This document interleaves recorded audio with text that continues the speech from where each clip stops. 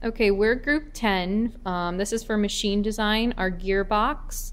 And this is a continuation of our other video we made that was down in the projects lab that shows how our gearbox works.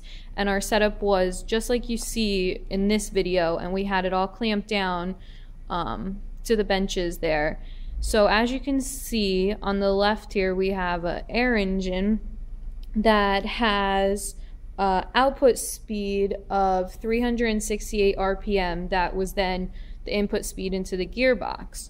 So we used a 1/2-inch coupler to couple the two of them together, and we also used a phototachometer to read the RPM speed. As you can see on the wheel, there's the black tape and then there's the silver reflective, and that's where the tachometer will read the speed.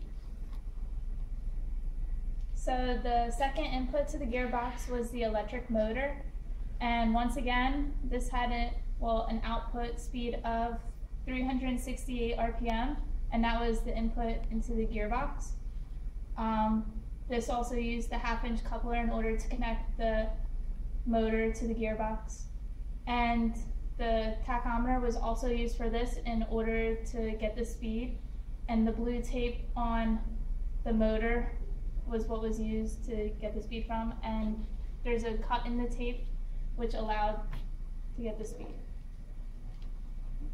Lastly, we have the gearbox itself, which consists of 8 32-pitch gears with a 20-degree pressure angle. Inside of the differential, we have the first 6 gears, which you can see rotating here.